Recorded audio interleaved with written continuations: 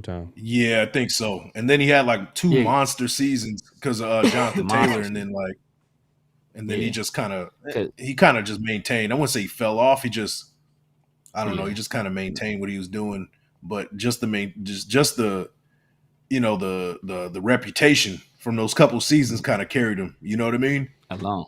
Because I remember when he was coming out, I think that's the same class as Saquon Barkley. They were saying the best two players in the draft were Saquon Barkley and him, regardless of position. So it's like, you talking about that a guard like that's insane. Yeah, for real. Not too many of those. Make sure to clock in. Don't forget to like the thumbs, man. Like, comment, subscribe, hit that notification bell. Here we go. Great Pharaoh. The gift of Troy is a fabulous fabric from the land of the 5 rivers.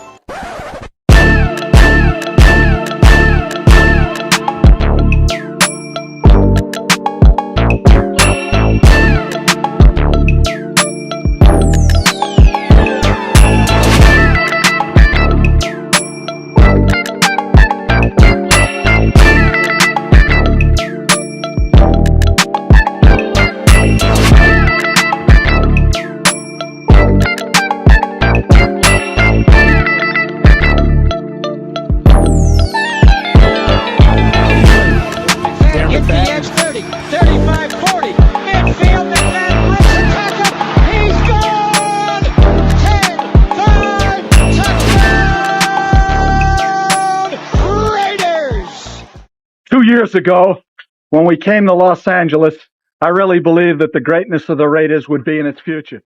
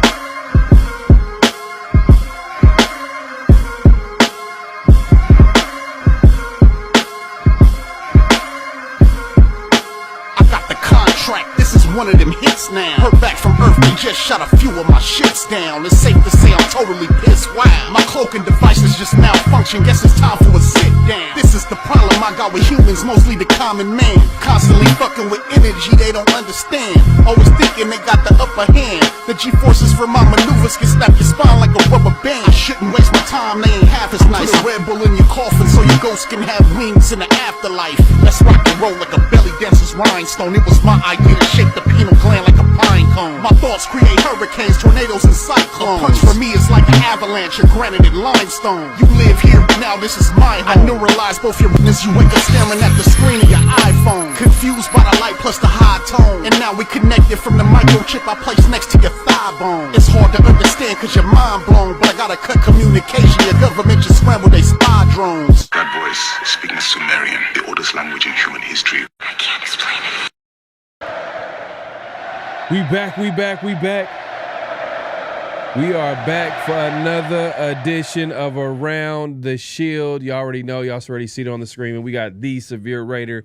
We got Big Mike Raider in the building, man. Obviously, myself, PharoahNFL. Around the Shield, man, is in the building, man. We got a lot to talk about. Hey, it's the last game of the season, man. Real tough season. But, hey, we're here. We're here to talk about it. We're going to get into a lot of different things, man. Make sure, if you're just joining us, man, make sure to clock in. Like the thumbs, hit that like button, hit that subscribe button, hit that notification bell. You'll be seeing this on all of our platforms. So if you haven't subscribed, make sure to do so, and also hit the like button. Man, we got some stuff to talk about, man, because obviously, Mike, we haven't had a chance to talk. Man, Raiders won last week, and they went ahead and just messed around and got a win against the Saints, and we dropped all the way down to the 8th pick. Severe and I had the show the other day. We talked about it a little bit, man. What are your thoughts, man? Let's just get the show started. Let's not waste any time. And we appreciate everybody pulling up right now, but we're not going to waste any time, man. But, Mike, let's get into that, man. Like, the Raiders end up winning against the Saints. They drop all the way down to 8th. How you feeling, man, after a win? Oh, man. At this point, man, this late in the season, they started to figure things out, man. I'm like, this would have been great back in October. Mm-hmm. But nonetheless, you know, I guess it is what it is. They don't care about the draft picks. None of the guys in the building, they're trying to win. You know, the organization wants to win, starting from Mark Davis on down. So who are we as fans to say anything, right? At least that's how I have to see it. It's a little disappointing. But, you know, after – I'm not going to lie to you. After seeing what we saw from Shedeur Sanders – and I wouldn't even say Cam Ward. We got a half from Cam Ward, so you can't really say much about that. But, you know, what we saw from Shedeur Sanders wasn't pretty. And to me, I think maybe the Raiders look at it as like maybe we can still get our guy at number 8, or if we, you know, if we're in that area. So, you know, I'm just sitting back. I'm gonna be a fan. I'm not gonna play GM anymore. If we win, great. You know, I'm a Raider fan. Let's start off. Let's finish the season on a high note. You know, 3-game winning streak to finish the season off, considering how bad, you know, early season and the majority of the season has been injuries and things like that. But I'm going to be a fan this week. I want them to win. I want the Raiders to whoop on the Chargers. I hate the Chargers more than probably any other team. The Chiefs are on my shit list for one right now, just because they're winning and the way they're winning. But I always have a deep hate for the Chargers, specifically because they're in LA and they don't belong in LA. So I don't know if you guys noticed. Every time we play the Chargers, I got my LA hat on. You know, I'll pick my Los Angeles Raiders hat on. You know, I'll pick that because they picked the wrong team to be a representative of LA. They really did. Yeah. And, you know, I want to take it out on them. I want to take it out on the NFL. I want to take it out on the Chargers. So I want to win this game, man, at the end of the day. Well, the game's going to be in Vegas. So hopefully they'll have to wait till next season for them to come back in LA. And we were in LA this early in the season. I think it was first game of the season. Yeah. And the Raiders just went ahead and and I think, come to think about it, they haven't won a game in LA outside of that COVID year. Outside of that COVID year with no fans. We haven't won in front of fans in LA. Yeah, which is tough, man, because LA, we like to joke around and be like, hey, that's a extra home game for the Raiders because, you know, Raider Nation likes to come out and represent. You said it again? So that ain't no joke. That's the real. Nah, it's serious. It's serious. Yeah. But I will say this too, man. I know you said we should finish on a high note, 3-game win streak. Yeah. But then if AP was coming back, then I could understand it. Now I can, you know what? He's building culture there.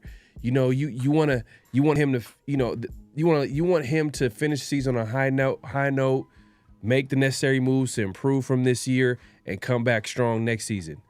But then if you fire AP, then it's just like, man, we're starting over. And on top of that, we're probably going to be picking outside of top 10. Because we went from number 1 after winning. We went from number 1 and then we dropped all the way down to 6th, I believe. We dropped all the way down to 6th after beating the Jaguars. And then we end up beating the Saints. We go down to 8th, the 8th pick. And if we win this game, the way it's set up, and I'm gonna go ahead and just show this on the screen. This is like the weekly ritual. What we do here, man, we like to show the current draft position. So here, I'll go ahead and share the screen. You can take a look. Let's see here. Pretty much set that we're not getting number 1. We're picking 8th, and if you look at it, we're tied with Chicago. New Orleans is 5-11, but if we go ahead and lose, and we tie with New Orleans, I think the way it works is strength of schedule. New Orleans could jump us.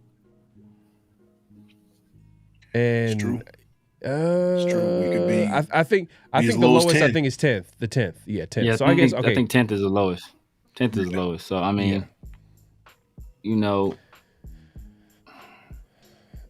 know, man. It's going to be tough because it's not going to be the same draft like last year. We're not going to have. I don't want to say. I don't want to be negative, but like we're lucky to have Brock Bowers. We're so lucky because fortunate. Very fortunate because all those quarterbacks got taken up within the first 12 picks. Exactly. But in this draft, there's probably going to be 2 quarterbacks taken within the first 10 picks, first 12 picks. And if that's the case, that means a lot of the players that we would probably want are going to be taken unless someone reaches, which most likely, I don't know if anyone's going to reach too much. I mean, how do you feel about that, Severe? Like as far as where the Raiders could be at, do you want the Raiders to finish on a high note? Yeah, man. I agree with Mike. I mean, I don't have as much hate for the Chargers as he does, just because it just simply is an irrelevant franchise to me. Like, so, I mean, I was like, I'm more dismissive of them, than anything. But I do want to see. I do want to see the Raiders win. The only reason I wanted them to lose is because I wanted the highest draft pick as possible. Now that it looks like we're basically out of the running for really like true blue chip prospects at this point. Like I don't think Shador or Cam are really blue chip prospects. I think I think Will Johnson, Mason Graham, whatever tackle you like, whether that's Banks or Will Campbell, Teteroa, maybe Abdul Carter. How you feeling? I think those are like the blue chip guys. I don't think we're going to be able to get one at 8. I think all those guys are going to likely be gone. So we're gonna be selling at whether we're at 10 or 8. I think we're gonna be time to let's go special, best player available. Whether at 10 or 8, like I know a lot of people are saying Ashton Genty. Right. I hope it's not Ashton Genty. But at this point, man, finish the season strong. Finish off with a win. Split with Harbaugh. Get one win over the Chargers, at least, because we haven't beaten anybody in the division at all this year. So at least get one division win, and go into the offseason, lick our wounds, recoup, and try to do better next year. Yeah, and that's what I'm saying, bro. Like, if we're not gonna get a quarterback, let's get a blue chip player. And we were lucky enough to get Brock Bowers last year, and he's a blue chip player without a doubt. But it's just, man, now that if we're gonna win next weekend, it's just the likelihood that we're gonna get the blue chip players that you kind of listed, the Abdul Carters and that you got the D tackle from Michigan, and what I mean. You got a couple of players here and there, but then they're after what? So look, you know what? If you think about it, let's actually look at the scenarios here. I want to look at real quick. Let's look at some scenarios. I don't know if we could do this real quick here.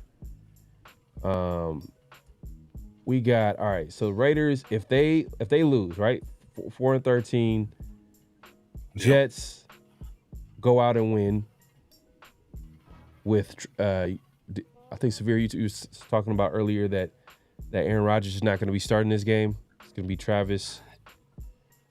That's what somebody said. I don't have that on any authority, so don't quote me there. Somebody told me that, so that's like third hand information. It's believable. It makes sense though. Take that for what you will.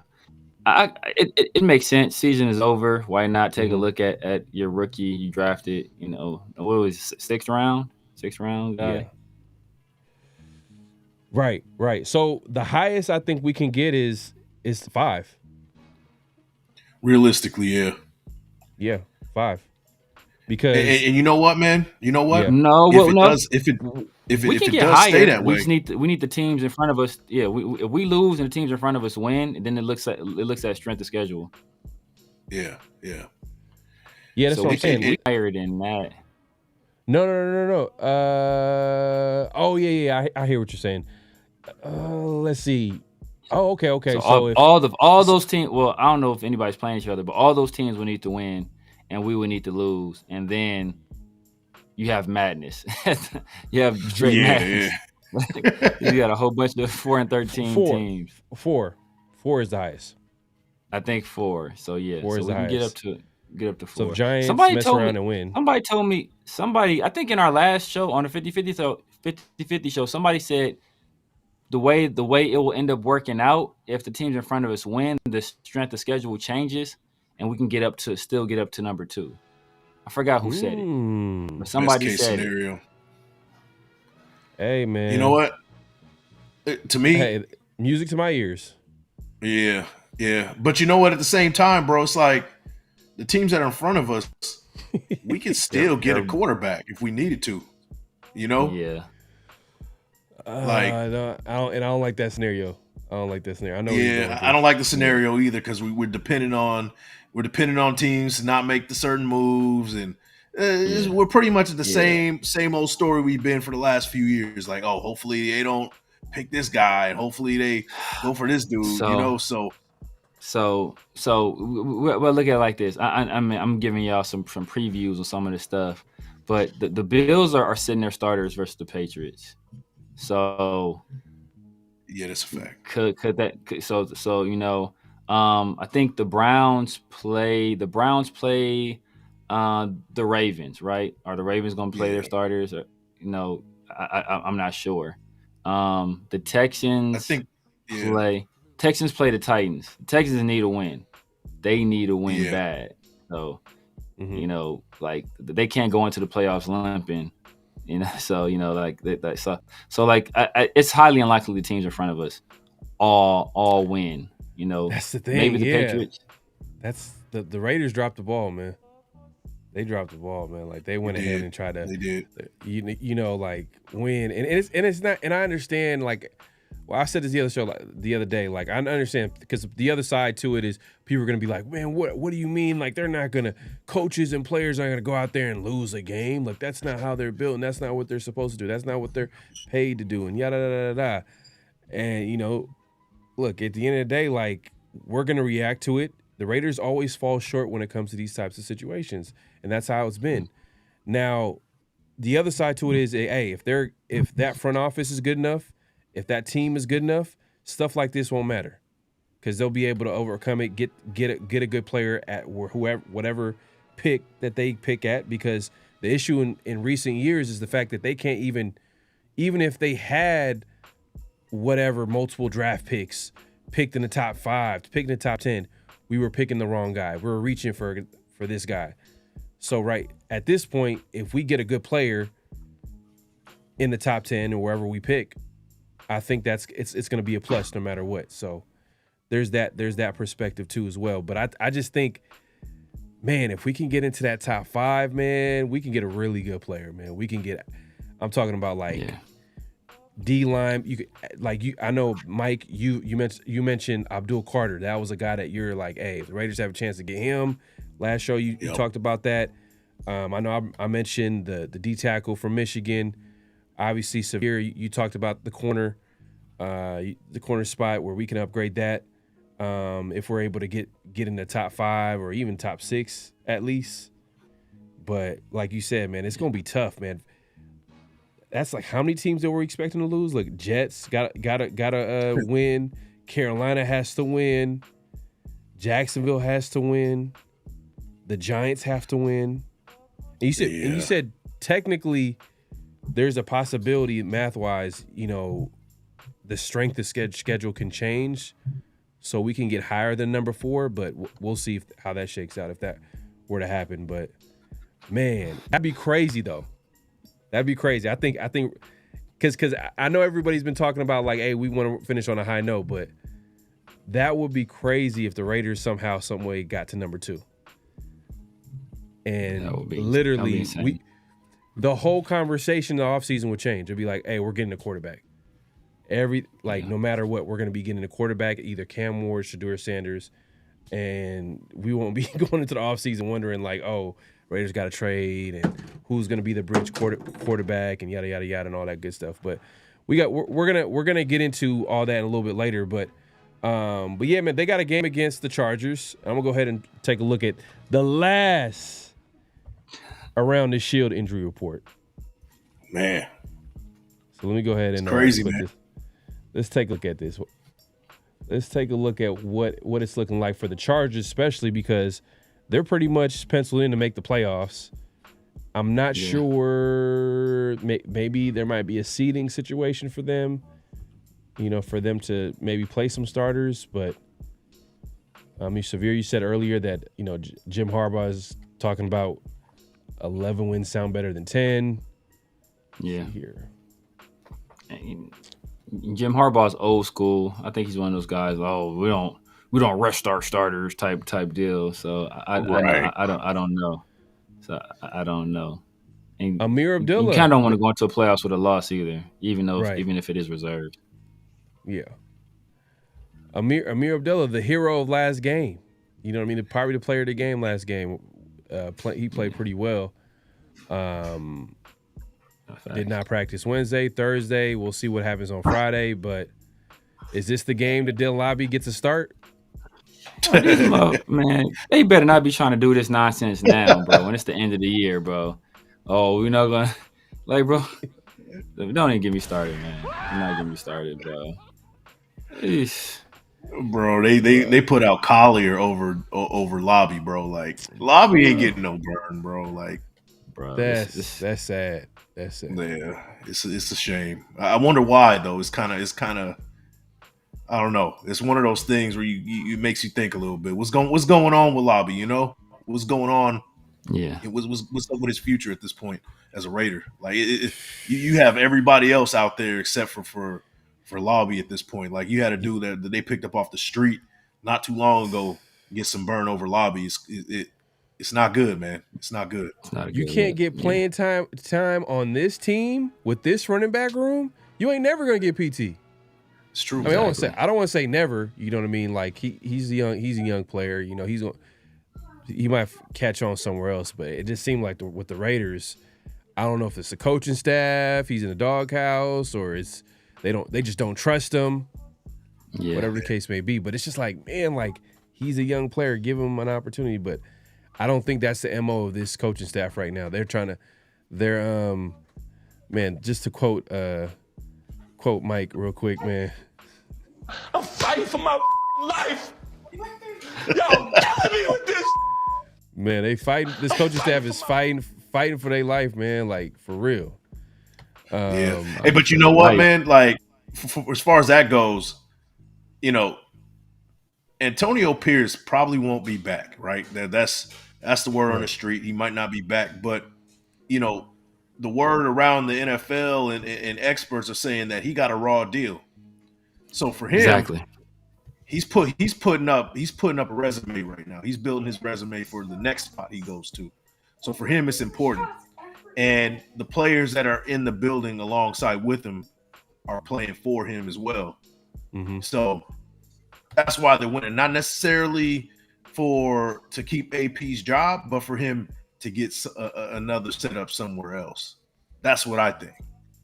And I think because of that, the Raiders you're gonna keep seeing that A game from the Raiders and his coaching staff. They're really trying to rally for their guy at this point. Yeah. So that's what I think was going on with AP. I don't think he'll be back though.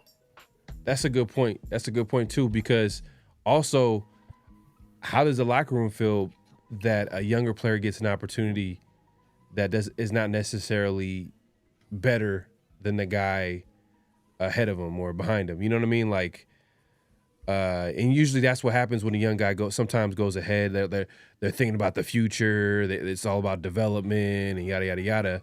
I'm sure the locker room that you're talking about is probably playing hard because the guys that are playing well are playing. They're starting. Yeah. They're getting playing time. Yeah. So I'm sure that's going over well with the locker room. It's better vibes. People want to play harder because they're going to have an opportunity, and the best man will play. And I think that's like a better. That makes a whole lot of sense the way you kind of put that. Now look at the Chargers injury report real quick. Gus Edwards did not practice all week.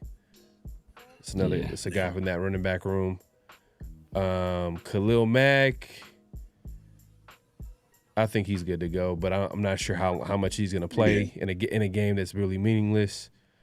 Ladd McConkey, he missed practice on Wednesday. I'm sure that's a young player that's contributing. He's a big time player for them right now. He'll be there. He might play, but he might not. You never know. Just because it's a meaningless game. Like you don't have to play him a lot. Joshua Palmer, that's a guy. It's a depth receiver for them. That's a good receiver. That's like a Justin Herbert guy. You know what I mean? One of his guys that he's played with since he came into the league. He hasn't practiced, but we'll see. I mean, we're only talking about this last game of the season. No one really cares, but. Are they going to play starters? Are the starters going to play? If the starters play, then the Raiders, I don't think, are going to win this game. If the starters don't play, hey, man, you're telling me there's a chance. Yeah. Telling me there's a chance. For real. Yeah. Shout out to Amir Abdullah, man. He had he had the game of his life, the game of his career. 10 years in the league. He finally broke that 100-yard mark, man. He had like 140 something total yards. Like it was impressive to watch him, man. It was good to see a guy who's probably not going to be this year finally kind of go out with a bang. He might land somewhere else at the end of the day, but it was just good to see a guy who's worked so hard. Yeah, he might be. Who knows, right? But right, it's good to see somebody like that, like a 10-year vet, still caring about what's going on with the team late when there's nothing on the line, man. Most of these guys at that point of their careers, like kind of just ready to go home, and he's still fighting. So shout out to Amir Abdullah, the Butcher, right there, man. If you know wrestling, Abdullah the Butcher, man, like he was carving folks up in the ring, and Amir Abdullah was carving folks up on the field against the Saints. So it was good to see, man. I had to give him that special shout out for that one, man. I think the most memorable thing that Amir Abdullah, when I think of him, I just remember when he did that like karate kick. I think it might have been against the Chargers. Was it against Chargers or was it Titans? It might have been Titans. Never mind. I don't remember. Are you talking about the one where he accidentally hit somebody and they caught him for a penalty? I think it was a road game against the Titans. McDaniel's first year as a coach. I think that it was that game where he did some. I just remember that karate kick, man. I was like, damn, man, like this dude's a black belt, man. Doing crazy ass kicks, but yeah, man. Last game of the season, man. Like, what do you want to see? Man, I just want the guys to continue playing hard. Continue to playing hard. It's likely that we've been hearing the rumors and the rumblings that Antonio Pierce is gone. If they go out there and they, put up a great performance, could that sway some people? Maybe. But, I think the decision has largely been made already, and it was made weeks ago whether or not he was staying or not. So if they wanted to give him another shot, I think they were already, barring something catastrophic happening, him losing the locker room or him doing something off the field, I think they were going to keep him. And if they were going to get rid of him, barring him going on some kind of miraculous run during the middle of the year, they were going to get rid of him. So, it's just one of those things. But, I like, AP he is a fan of the Raiders. He is a member of the Raider Nation. And if this is going to be his last act as the head coach of the Raiders, I like to see him go out, with a victory. That way he can talk his stuff. They can smoke their stuff. Because at that point, it's inconsequential. The season is over. Yeah. Right. I mean, Mike, what do you want to see? Raiders need to put on a show. Point blank, period, man. This is a game where you got to go all out. You got to put out all stops. The season's over after this. And O'Connell need to throw for 350. I want O'Connell to throw for over 300 at least. I need Brock Bowers to get at least 15 targets. I want him to break nearly 200 yards. I want them to feed Brock Bowers like this is going to be the last time he touches a football ever in his life. Man. That's what I want to see. Right. There's been this campaign amongst the team that is kind of fighting for him to win Offensive Rookie of the Year. Well, if you do feel that way, get him Rookie of the Year then. Get him Rookie of the Year. Give him 20 targets. Get him some records. He's 9 catches away from the tight end record all time for catches. Mm-hmm. Let's go ahead and break that. And maybe Mark Davis is Mr. Moneybags for the last couple of weeks and is throwing out little bonuses here and there for exceptional performance. So maybe if that's the case, let Mr. Mark Davis, continue throwing out his holiday bonuses, and these guys put up big stats and big numbers, man. That's what I want to see from this team. Look good even if you lose, and push for that win. I'm at the point now, I was pushing so hard for them to, look good, but not necessarily win the game, evaluating young talent.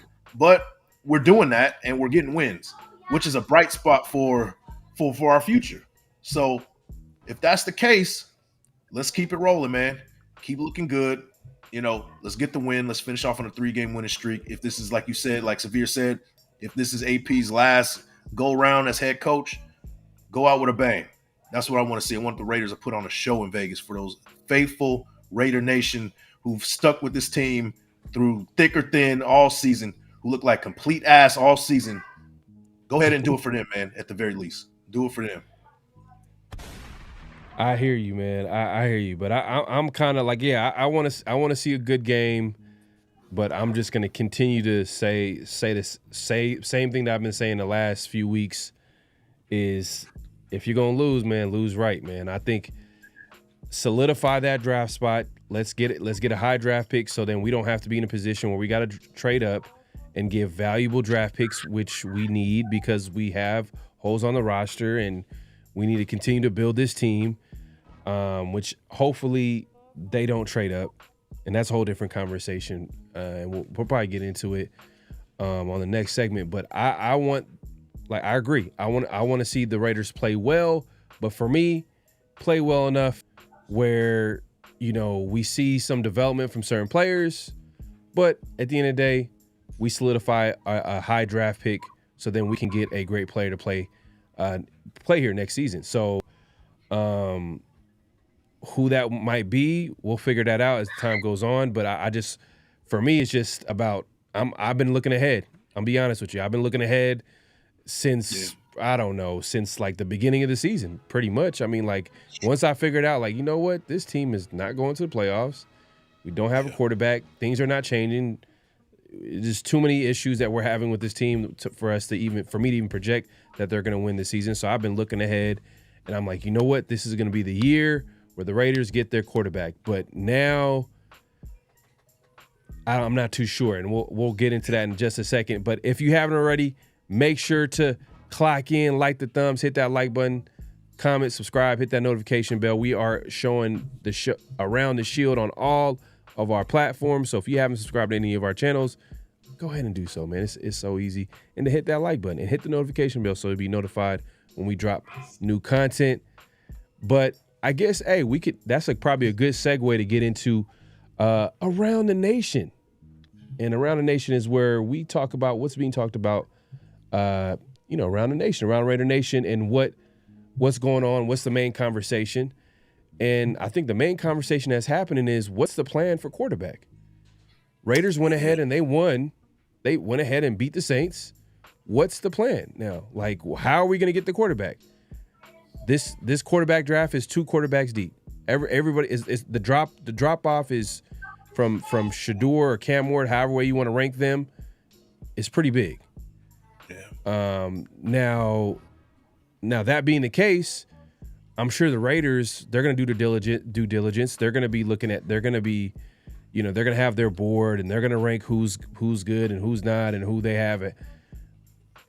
I think for the most part, they're going to figure out real quick that, you know what, we can't just go into this draft assuming that a guy's going to drop all the way down to number 8, because that's what they did last year, assuming that Michael Penix was going to be there.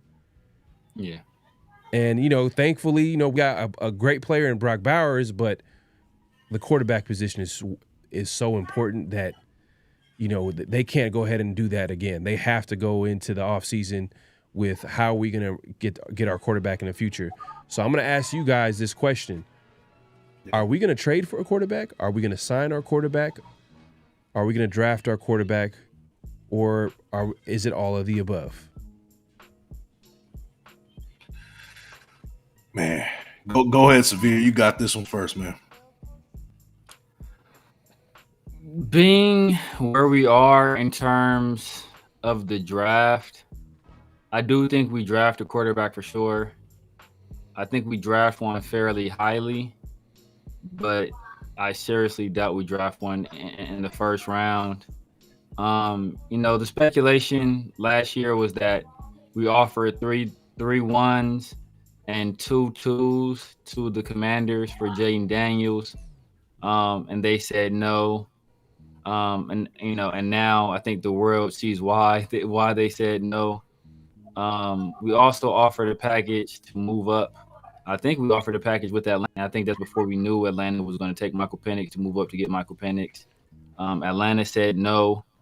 But that was the better quarterback class. I know that was my QB1 and my QB2. I don't think any of the QBs in this class are better than those guys. And, with that being said, I don't think Tom Telesco moves up in the first round to select either one of those guys. If we get lucky, Shador's bowl game, if that leaves a nasty taste in people's mouths, pause if necessary, then maybe he slides a little bit and we have a chance at him. And if Deion gets his Deion gets his helicopter dad on and scares teams away, maybe that plays a part as well. But barring that, taking a guy in the second or the third round, I think that seems to be the most logical route. I also do think we need to go after another guy in free agency. I want Aiden O'Connell to stick around. I like what I've seen with him, and I wouldn't mind Carter Bradley sticking around as another practice squad guy. I want us to get another guy in free agency. I have to look at who are the free agents out there. Are there really guys that are so much better than Gardner Minshew that we'd be willing to eat the money, whatever the money it costs to get rid of Gardner, and then sign them? So that's like extra money. That's the dead cap money you would take for Gardner, plus whatever the money is for the new quarterback you sign. So, that takes a $25 million, $30 million quarterback from that to, potentially 45 or 35, 40 million. So are you willing to spend that money on a guy that could possibly end up being a backup if you draft a guy? I don't know if they want to do that, but I do think for sure we should draft at least one. But damn, I wouldn't be mad if we drafted 2. Shoot. The Patriots did it. Well, one. Yeah, that's true. That's true. You know what, man? Like, it's tough, man. Being in this situation is tough because, we see another solid game from Aiden O'Connell. Say he throws for about 300, like I said. Say he throws for 304. The whole offseason, we're going to the offseason saying maybe Aiden O'Connell is our guy. That's what it's going to be, the word, right? I'm not saying that I believe that. I don't believe it. But there's going to be word out there. And really, it really comes down to what the front office thinks. You know, do they see Aiden O'Connell as maybe a guy who can compete for that quarterback one? And if that's the case, then, you know, draft position doesn't really matter. And that's kind of what it's showing to them, that draft position honestly doesn't matter. But on the flip side, right, you got Shedeur Sanders, who didn't look good against BYU. Cam Ward, a lot of people have a bitter taste in their mouth about him playing just a half, just to break a record. You know, that is a problem for some people. I don't know how executives feel about that, but that's the truth of the matter, right? You know, you start looking at character. You know, is this a guy, you know, has kind of character issues or whatever? You know how the draft is, they start breaking things down, right? Are those quarterbacks what we think they are, right? They look good in the big stage of college football, but are they the guys that can really transcend in the NFL and be those franchise guys? It remains to be seen. The combine will tell the story, pro days, things like that, right? I've cooled off a little bit on Shedeur Sanders. I'm not going to lie to you. Not because I don't want him, because, well, I'm glad that we're not at number 2 or 3 and picking him at 2 or 3. I will feel a lot better if he lands with us at 8 or 7 or 6, whatever it may be, because I think he might still be there at 8, 7, or 6. I honestly think he's still going to be there, depending on who's in front of us. I know the Jets might need a quarterback. I know the Giants need a quarterback. But there's a lot of guys, there's a lot of teams like the Jags, the Patriots, they already got their quarterback. The Browns may or may not, who knows, right? There's teams that are in front of us that still have a quarterback that they're still rolling with. Even the Titans, they might still be good with Levis. You know, it's a possibility. We don't know what the Titans are going to do. So because of that, and because of, like, I'm kind of a little bit cooled off about what we saw with these quarterbacks, you know, Shedeur and Cam Ward. You know, picking him at 5, 6, whatever the number we're going to be at, I'm okay with that, rather than being in a position where we have to take somebody at 2 for the sake of we need a quarterback. It actually is, it might actually work out for us. That's how I see it. And then there's the third scenario, right, where we knock on the door of the Minnesota Vikings and be like, hey, what's going on with J.J. McCarthy? I know that that's a rumor out there as well, right? Mm-hmm. J.J. McCarthy, he's getting over an injury. But the truth of the matter is that he was labeled the starter on a team that's 14-2 right now. Before Sam Darnold was, you know, he kind of emerged. J.J. McCarthy was, I wouldn't say locked in, but he was the front runner to be that starter. Just imagine what it would have been if J.J. McCarthy led a 14-2 Vikings to the playoffs right now. What would we be saying about J.J. McCarthy right now? So maybe that's somebody we knock on a door for and be like, hey, what is this about? He was labeled the starter over Darnold at the beginning of the season. Is he really that dude? You know what I mean? Because Darnold's playing excellent ball right now. So does that mean that J.J. McCarthy is a step above what Darnold's doing? And if that's the case, knock on the door, you know, kick the tires, see what we got in them, see what they're asking for. Those are those 3 scenarios, but all 3 scenarios, I have Aiden O'Connell as a quarterback too, an excellent backup. I don't want him at all as our starter. I agree. But I will ask you, if we talked about this J.J. McCarthy early in the week, what are you okay with trading? What would the trade compensation look like for you for J.J. McCarthy? Man, that's tough. That's tough. They're saying first round. That's what they're saying. Yeah, you're gonna have to give up a first. I'm not willing to give up a first round this year. I'm not willing to give up a first round this year. If they want something from this year, one of our thirds this year, and then I'll give them a first next year in 26. I'm not giving them this year's first. We need that first this year. You know, maybe we can bolster the D-line, like we said, Abdul Carter, Graham, something like that. But if we do bring in a McCarthy, man, we'll give you a 2026 first. We'll give you this year's third. We got 2 third-round picks. Let's use one of those thirds to get our quarterback. That's how I see it. But we need that first this year. I can't give up a first for a guy that's injured. To be honest with you, it's a big risk to take. Right. Even though he's young, he can be developed. There's an upside for him. It's a huge ceiling for him. But I still need that first round pick this year. I'm willing to give up next year's first, though. Yeah. That'd be a crazy scenario. And if that were to happen, then obviously the Raiders would basically be locked in with J.J. McCarthy as their quarterback of the future. I mean, that would be their guy, because that's a lot to give up for a quarterback, a first-round pick, and to be like, oh, yeah, we're going to trade for you, and then we're also going to draft another quarterback. Like, yeah, I don't think it works out like that. I mean, we've kind of seen it possibly with the Kirk Cousins. We've seen like a huge investment in Kirk Cousins, and then they still got Penix. But a young player like McCarthy, that's kind of like your young guy that you're going to be developing, and then you already got an Aiden O'Connell. Then it's like, does it make sense to draft another young guy to that room? I don't know if it makes total sense. You probably want a veteran. It's tough. It's tough. But like, I'll say this though. Say we win on Sunday, right? And we're picking at number 10. Right. That number 10 pick doesn't look so hot right now. I would be willing to still get rid of this year's first for McCarthy, who was picked at number. What was he picked 10th last year? 10th or 9 or something like that. He was picked 10th. Not 9th. No. I think Bo Nix was 10th. No, I thought Bo Nix was right in front of us. No, he was 12th. Yeah, Bo Nix was right in front of us.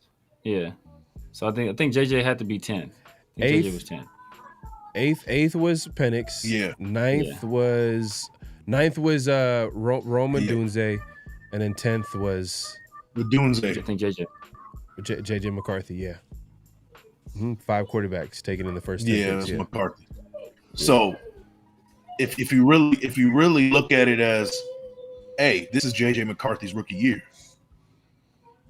would you guys say that he's better than Shedeur? Would you say that he's better than Cam Ward? Would you trade a number 10 overall pick to get, a guy who's virtually a rookie? Like, some people are saying that if JJ was drafted this year, he would be the number 1 quarterback in this draft. Absolutely. Even with the injury. And Cam Ward, if Cam Ward came out last year in last year's draft, he wouldn't have been. He wouldn't be drafted in the first round. He would have been a 5th round pick. He would have been 5th, 6th round pick. Same with round Shedeur. pick? But remember, the reason that Jaden Daniels doesn't, and I'm saying doesn't, I'm not saying didn't, I'm saying doesn't like the GM for the Commanders is because when he asked them about when Brandon Ayuk, because remember Adam Peters worked for the 49ers, and Jaden Daniels asked him about his draft stock, and he told him like, man, we wouldn't draft you to the 5th or 6th round, and I think that pissed Jaden Daniels off. So like a lot can change in 1 year. Cam Ward went from playing at Washington State to playing at Miami. I think Mario Cristobal is a much better coach than I don't remember who he had at Washington State last year. So I think he's a much better coach. He's in a much better situation. Yeah, absolutely. So in terms of us, right? What I don't want to do is I don't want to do what the Bears did, and let a few games at the end of the season dissuade us from going after our quarterback of the future, right? We saw it. We saw him do it. Oh, they almost did it twice. They did it the first time with Justin Fields, where everybody was saying, Justin Fields ain't the guy. You guys need to get a quarterback. They elected not to. They made the trade with the Panthers, and they stuck with Justin Fields another year. Like, oh, he had that 4-game stretch toward the end of the season. Oh man, if we can get this Justin Fields over 16 games or 17 games, we got our guy. And then Justin Fields come back the next year, same guy. Then they finally had to make the decision. You know what? we're going to move off of him. So I don't want to be in that situation where we're still playing this cat and mouse game, or it's aiding the guy. You know, I think it's clear he's not the guy. I think he's a high level backup. Can he come in and win some games for you as a starter? Yes, but he's not a guy that's going to, you know, be the standard bearer or be the guy that's going to be the face of your franchise and lead your franchise to a championship. He's just not, you know, he's just not. So we do need a quarterback. You know, the means by which we get him. Like I'm cool with the Mike scenario of a third this year and the first next year. I wasn't high on JJ McCarthy. No, I'm still not really high on JJ McCarthy even now. I think we have JJ McCarthy. We better make damn sure we have a run game, because that was his crutch at Michigan. Like, you know, Blake Corum and I forgot their other running back, but, you know, they had Blake Corum was killing stuff, and they had another running back that was killing too. And of course, you know, Jim Harbaugh and the strong defense, right? They won the national championship game. He went 10 for 18, threw for 134 yards, no touchdowns. Like is that those like in the national championship game, does that sound like the numbers of your future franchise quarterback? Like, oh, this guy only throws 18 times, only completes 10 of them for less than 200 yards and no touchdowns, and they still win 34 to 3. So that's the kind of talent. The people always want to point to his record. That's the kind of talent he had. Plus, they was cheating. So they didn't get into that. So, you know, but if we're just giving up a third this year and the first next year, maybe we can do enough, you know, with the picks this year to start winning some games to push that first next year into a later first. You know, I wouldn't hate that. I wouldn't hate that. Or, you know, I know we talk about Hendon Hooker. You know, Hendon Hooker, he's older than JJ McCarthy. He was also had a devastating injury, you know, and he had his in college. So he'll be 2 years removed from it now. You know, do you throw a mid-round pick at a Hendon Hooker, a fourth or a fifth, at a guy that's likely never going to really see the field for the Lions? He's already kind of an older prospect. They're locked in with Jared Goff. I'm sure he wants to get an opportunity to start somewhere. I'm sure his representation has probably made that known. So do you throw them, hey, we'll give you a fourth round pick, a fifth round pick for Hendon Hooker? Like maybe that's a possibility. But either way, we have to address this position. Yeah, I'll say this one thing I don't want him to do, man. Don't look at Sam Darnold. Don't look at Kirk Cousins. It's not gonna work. God, no. It's not gonna work. It just won't. Yeah. Let's not get you know, I forgot Kirk Cousins. Oh my God. But you know what though? That's gonna give me you know what's gonna give me a clue of who the Raiders are gonna get. It all starts with who the offensive coordinator is gonna be. It starts there. What type of offensive coordinator? What type of offense are we gonna have? What type of offensive coordinator are we gonna get? Which kind of gives you a clue what type of quarterback he would like. And then also free agency happen. I feel like there, in my opinion, when I laid it out to you guys and I said, hey, should we attack free agency and get a quarterback? Should we attack the trade, or all of the above? I think we should obviously go into free agency and find a veteran quarterback that would fit whatever offense that we're going to be running. And for example, Severe might not like this, but if the offensive coordinator was like, you know what, I like Justin Fields. I like his ability to move around. We can have an offense where we can use his legs, use athleticism. And guess who the Raiders are going to be? Guess who I would think the Raiders are going to draft if they get a Justin Fields? A guy like Jalen Monroe. Milroe, yeah. Because it's similar skill set. But if we go after a guy like Kirk Cousins or a guy like, I don't know, like you mentioned Sam Darnold we pick up Kirk Cousins. We drafting Curtis Work. Curtis Ward or Carson Beck. Shit, or Aiden O'Connell is going to be the first man up. You know what I mean? Yeah. Man. But yeah, man, I think Raiders need to do whatever it takes to upgrade that position. I think it starts with free agency, but obviously it also starts with what type of offense are we going to be running? You know what I mean? Are we going to have a young, innovative, offensive-minded coach? Are we going to have a classic West Coast offense? Like, you know what I mean? All that stuff matters at the end of the day, because that can give you a clue of who they're going to be getting. if they were to get a quarterback. I got a question for both of you guys, man, and I'm definitely not advocating for this dude. We talked about the Jets getting rid of Aaron Rodgers at the end of the season. Would you guys consider Aaron Rodgers? Nah, man. I'm cool, man. I not. I mean, anything the Jets touch turns into trash. But yeah. But then I've been following the Raiders for a while, so I can't be talking too much mess. Exactly. You know, that's. But I do like Aaron Rodgers with a chip on his shoulder. I do like the idea of that, but then I don't know how much he cares. How much does he really care? Like, does he really care to the point where, he's going to commit himself, which, I don't want to take a shot. Aaron Rodgers has been one of the best quarterbacks in the NFL for a reason. Like, he put in the work to be that as well as talent. But I don't know, man. I don't know if he would be a good add to the locker room. And that's what people were saying about Russell Wilson. But Russell Wilson was a cheap quarterback option. Minimum. Aaron Rodgers is going to command a lot more money. Whatever. Will he though? If he's bought out, if he's bought out, if his contract's bought out, he's gonna be getting a Russell Wilson-ish type deal. A vet minimum? Yeah. He hasn't done anything to prove anything. If that's the case, then I changed my mind.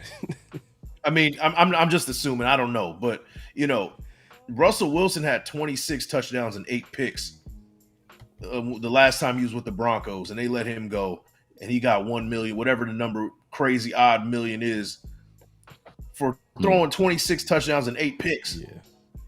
Like, Aaron Rodgers is not doing those kind of numbers this year, but he has a potential to do it. Right. It's worth looking at, I guess. But like you said, like, does he care? Is he a cancer anymore? though? I know this is strong. Is he a cancer? Is he locker room cancer? I don't know, bro. It's like he just always stirring. I don't know. Maybe the Jet situation might be an exception because the Jet it just felt like it was just a lot of issues there with him at quarterback and coaches getting fired and him. Yeah, it was just weird situation. Yeah, I mean, I don't know what his contract situation is with the Jets.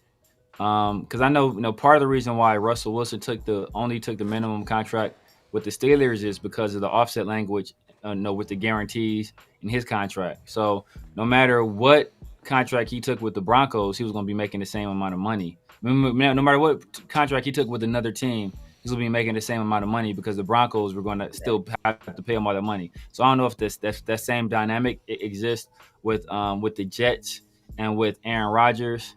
And then, like, as you said before, we don't know how committed Aaron Rodgers is to playing football. He's doing reality shows. He's doing ayahuasca.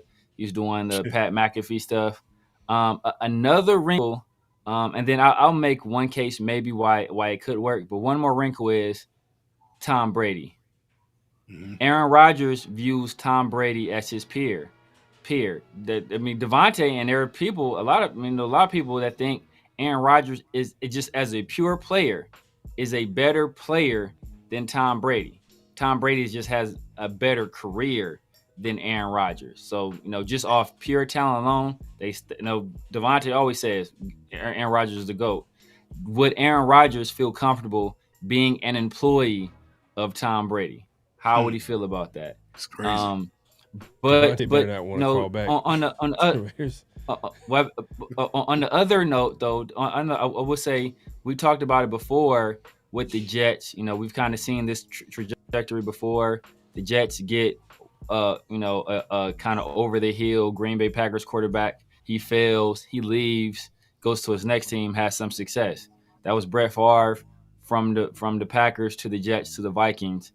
Could that be Aaron Rodgers from the Packers to the Jets to the Raiders?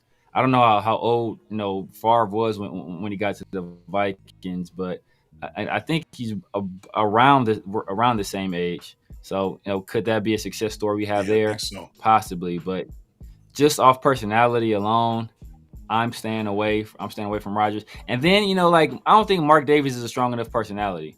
So he'll let Aaron Rodgers run a roughshod over the Raiders, bro. And I don't feel like dealing with that. It better not be more than a 1 year deal. It better not be more than a 1 year deal. It got to be year to year. He's 40 years old, and the fact that we're asking, is he committed to football? You know what I mean? We don't got to ask that question with Tom Brady. Tom Brady, like, his reputation itself is like, I'm a winner. I'm here to win. I'm going to win at all costs. I'm going to do whatever it takes. I would give Tom Brady a multi-year contract at age 45. That's what teams were doing. They're getting 2-3 years. Like he's committed. Man, Aaron Rodgers, is he committed like that? I don't know. But if it's a 1 year vet minimum and that's our bridge, I'm not mad at it. But also I know how ugly it can get too. Because we had Aaron Rodgers on a flag on a play this year where he's pointing the fingers at receivers. He's pointing the finger at Mike Williams, who eventually gets traded. And then Devontae comes and do shit. Devontae and Aaron Rodgers do. And Devontae better not, if we pick up Aaron Rodgers, Devontae better not be like, oh, it was a misunderstanding. I said I wanted to get graded on my film, not traded. No, hell no. No, Devontae. Big ass hell no. Nah. I said I was getting my dreads braided. Yeah, there you go. Oh man, that is funny. That's funny, but yeah, man. If Aaron Rodgers on a vet minimum, I'm okay with that. You know what I mean? But we gotta draft a QB. Still, at the end of the day, yeah. We're drafting a QB in 2025 and 2026 because the way it looks. Draft one every year till we get it right. Exactly. Because most likely, if we're looking in the second or third round to draft the QB, because the top two quarterbacks, get drafted and that drop off. Then maybe there might be some more value at second or third. But then if you're betting on second or third round QBs, what's the hit rate? You know what I mean? There's Derek Carr's, but then there's other quarterbacks that don't work out. You know what I mean? And I'm not saying that it's going to be the case for the Raiders if they draft them. I'm just throwing it out there, man. I'm not saying that we draft a QB and this is going to be the QB of future. No, I'm just saying that we got, like you just said, we got to draft until we get it right. And I felt like the Raiders got away from that. They didn't really follow that strategy after Derek Carr for some reason. Like even with Derek Carr, like I don't know. That's a whole different conversation. But just let us know in the chat, man. I know the chat is going wild right now. Make sure to hit that like button, hit that subscribe, and hit that notification bell. We'll probably put a poll out there and ask should the Raiders trade, sign, or all of the above to get that QB. You know what I mean? I'm more if depending on who we trade for, then we might not need to draft. But if we draft for like a vet bridge quarterback, obviously we need to still draft. If we sign a guy, most likely he's going to be a bridge, just looking at the quarterback options. So we definitely need to draft. So just let us know how you guys feel, man. Make sure to click in, hit that like button, hit that subscribe, and hit that notification bell. But let's move it along, man. It's extra point, man. It's that time. You already know what the time it is, man. It's extra point, man. And so extra point, man, is we got one last point that we got to make, and we didn't make it earlier in the week. Me and Severe, we really realized that after the show. Brock Bowers, the man, the myth, the legend right now. He's breaking records left and right. He's actually just recently 7th rookie in Raiders history to earn a Pro Bowl. And just to give you, I'll go ahead and post this on the screen so y'all can see what I'm seeing. The man is doing his thing right now. Just look at the list, man. The list just hold on, let me move this up real quick. Speaks for itself. You got Amari Cooper, pretty good receiver. Charles Woodson, Hall of Famer. Tim Brown, Hall of Famer. Marcus Allen, Hall of Famer. Ray Guy, Hall of Famer. Look at that right there. And if you see the asterisk right there, AP, Defensive Player of the Year, AP Offensive supposed to be rookie, but yeah.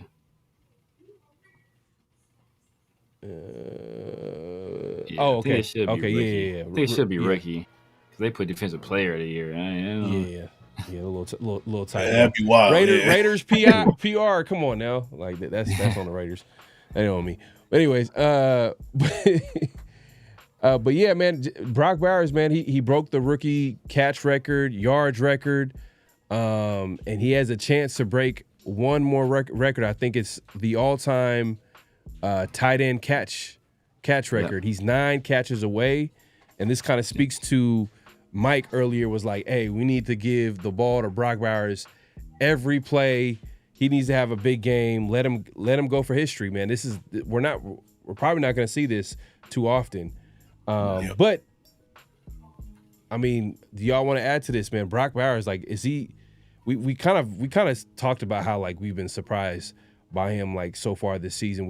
He's better than we thought he was. I mean, is there anything you want to add to Brock Bowers and his dominance this season?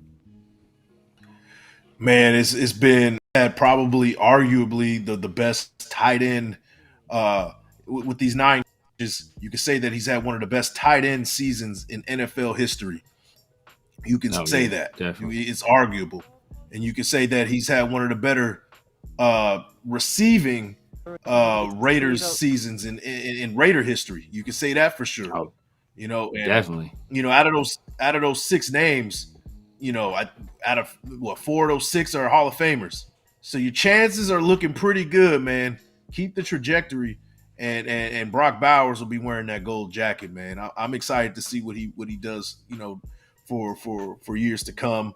Hopefully we keep him. We need to keep him. He should be a Raider for life, man. There's no reason for it.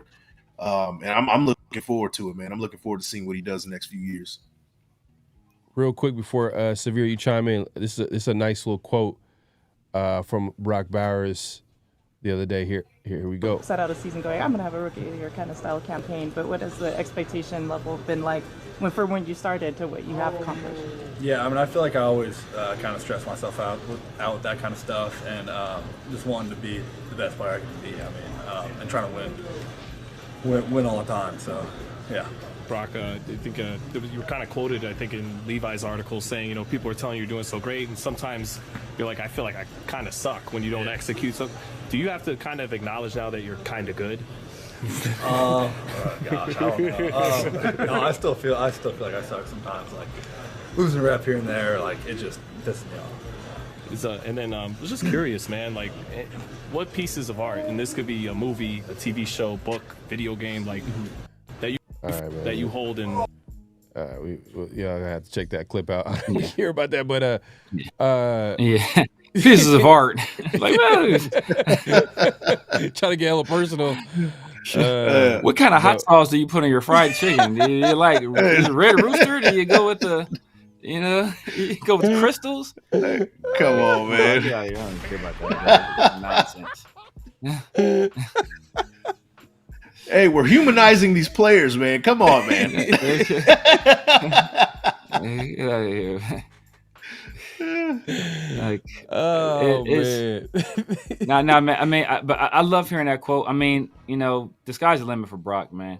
He's, he doesn't look it because the hairline and the chin is the hairline and the chin of a 41-year-old man. The dude is only 21 years old, bro. He's only 21 years old. He's only the Raiders love.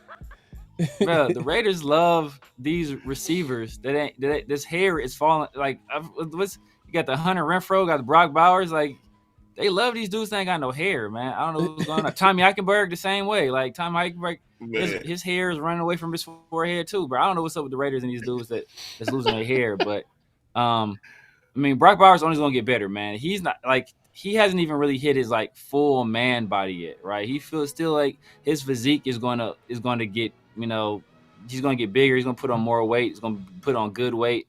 He's stronger.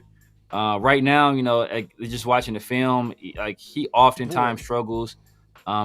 blocking, especially in a run game. I think some of that is because of just strength deficiencies. Because he's a very willing guy, some strength and some technique stuff, but he's only going to get better in that area as he continues to get stronger, as he continues to prove his technique. And then just as a receiver, man, that like just watching the film, just from where he was at Georgia to where he was at the beginning of the year to where he is now, just as a route runner, he has made tremendous strides, man. So I think Luke Steckel is the tight ends coach. Man, hats off to that dude, because just watching Brock as a route runner, he's improved tremendously. And I think he's only going to keep getting better.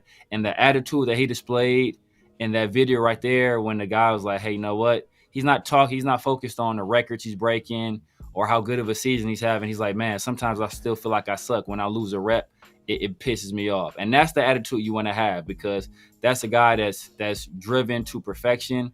He's going to recognize areas he needs to improve on, and he's going to be very, very focused on improving on those areas, man. So I think, the trajectory is straight up for Brock Bowers. You know what, too? Just want to chime in on what you just said about him just talking about, I just think about Luke Getsy, because I don't know if I want to give too much credit to the coaches with Brock, because sometimes certain players are just great. And Luke Getsy, he had an interesting comment about Brock. He says, when he makes a mistake, all you got to do is show it to him once, he doesn't make it again.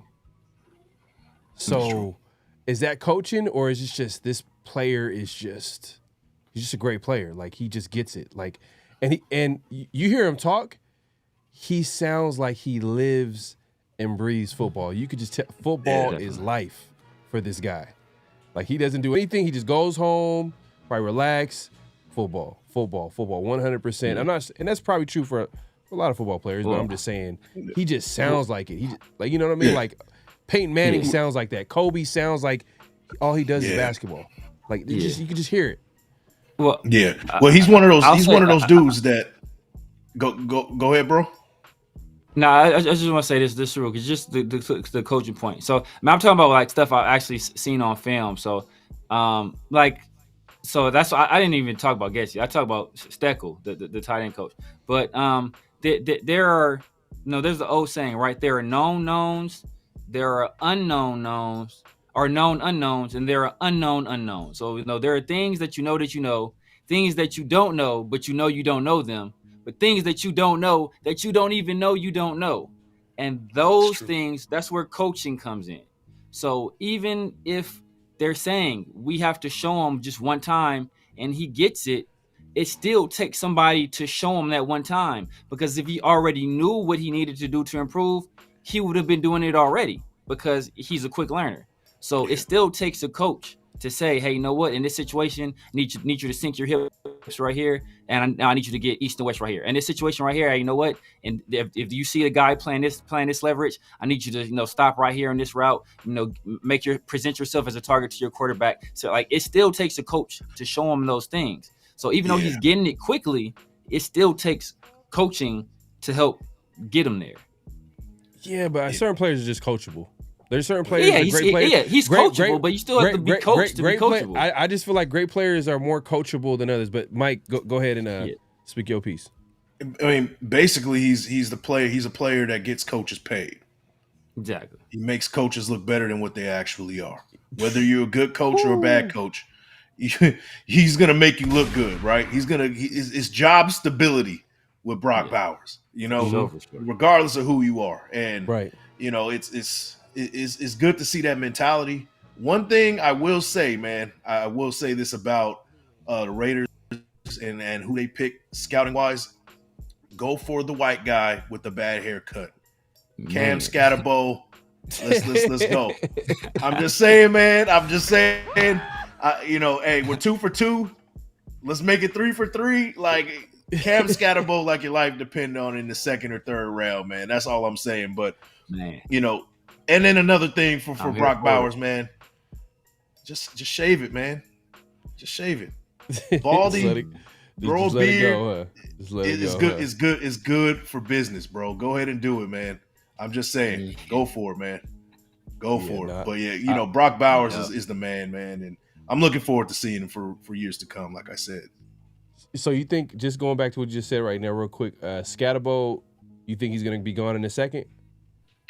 I don't know. From what I saw from him in that Fiesta Bowl, man, he was throwing touchdowns. He was catching the ball.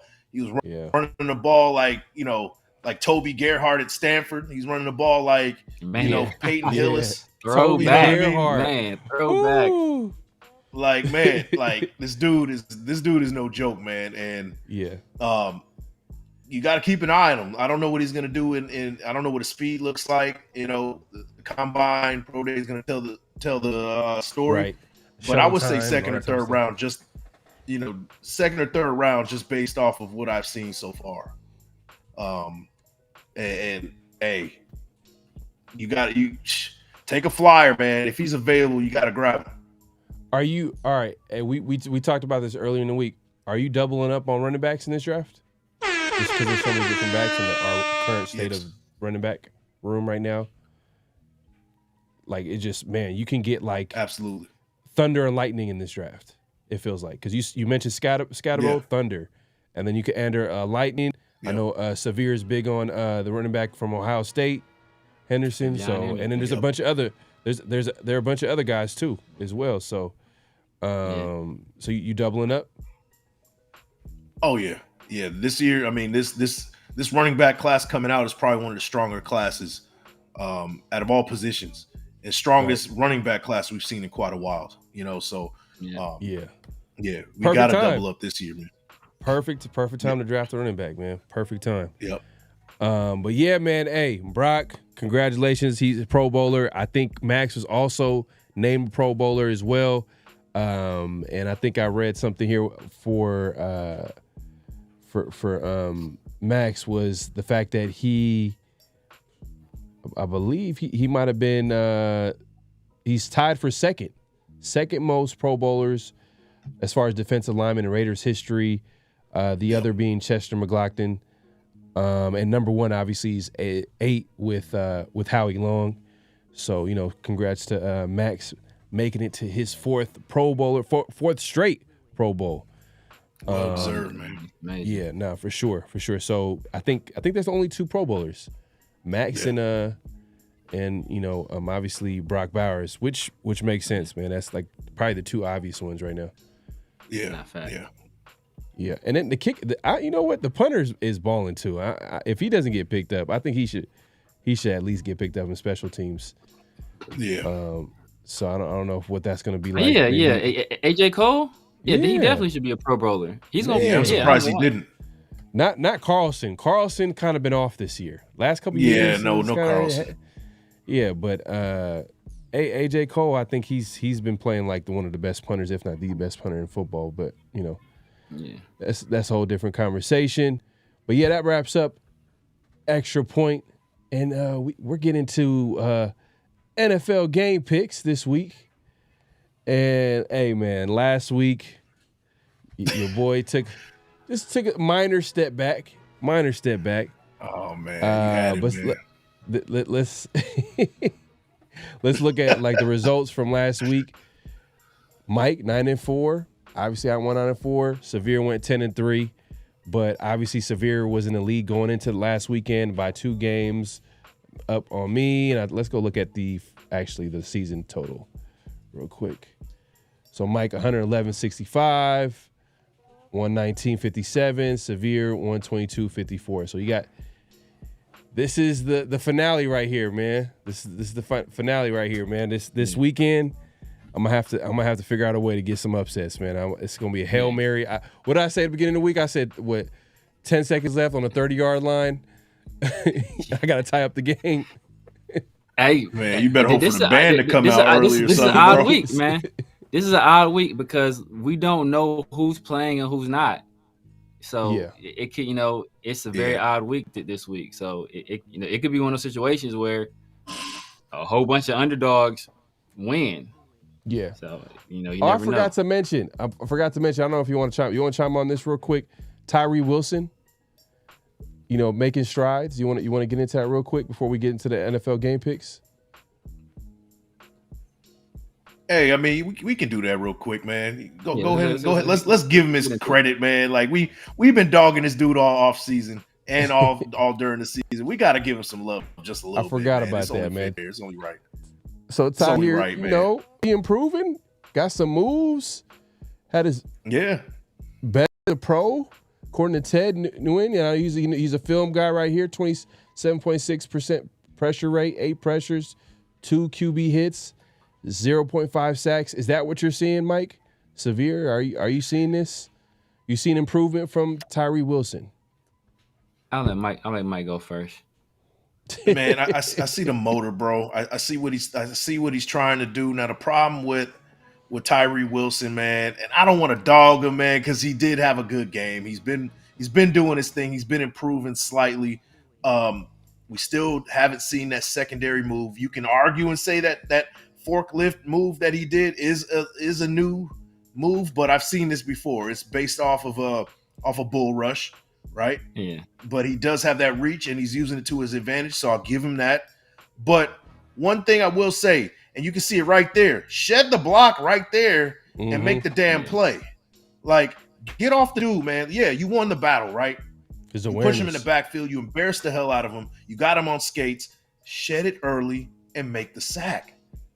You know, we'll talk about you in a much better light if you can just stop and kind of stop playing out of control in a way and make a play. We saw this a couple years ago, his rookie year in the preseason game when they played the Cowboys, where he absolutely blew up a right or left tackle. I can't remember. Blew up a left tackle, but also did not make the play. Right. Exactly. This is the same stuff we've been seeing with Tyree Wilson since he's been in the league. And I'm just waiting for him to make a damn play. It's good. Forklift technique is great. Hopefully he adds on to that in the offseason, but shed the dude a lot earlier and make the play, man. And you know what? Look, man, I'm not a professional football player. I never made it to that level. It's easy for me to say so. But I'm sure in film study and what these coaches are saying to him are saying the same exact thing, man. Finish. That's the problem with Tyree Wilson right now. He's getting right there and he's not finishing. He has so many opportunities to do so, and he just doesn't do it. So that's my critique on him, man. I'll pass it to Severe, man. Severe, real quick. Who's a better player, Cleveland Farrell, his first few years, or Tyree Wilson? Cleveland Farrell. It's quite a gap. It's quite a gap too. It's like it's honestly, it's not close, bro. To be honest with you, it's not even close. It's not even close. Remember, Cleveland Farrell had a sack his first game, and I remember watching those games. And Max was playing well, but there were times, especially his rookie year, there were a lot of times where Max was eating off pressure and opportunities created by Cleveland Farrell. And then remember, Cleveland Farrell came back his second year, and Max had a down year, but I think he was injured. But Cleveland Farrell, I think he was like one of the top 15 rated defensive end, according to PFF that year.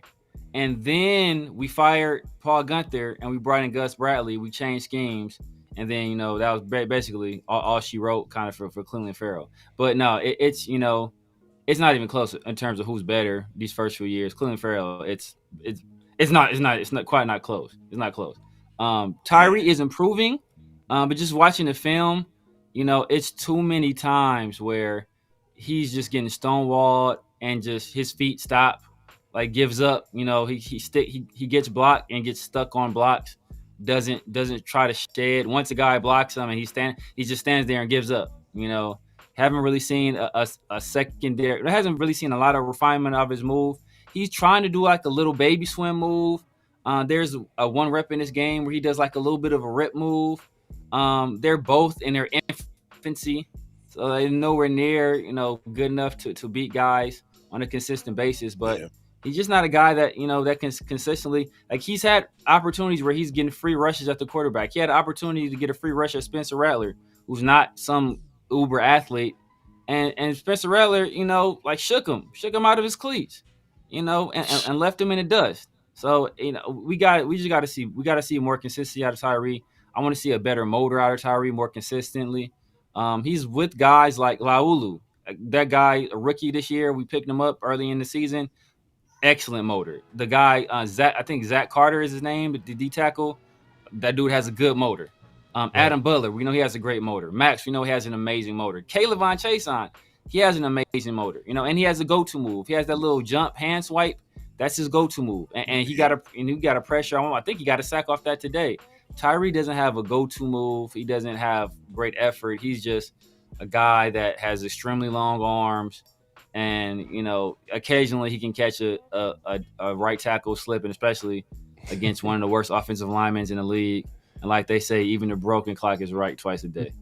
So Sheesh. I need to see a lot more out of Tyree, to justify him being the 7th overall pick.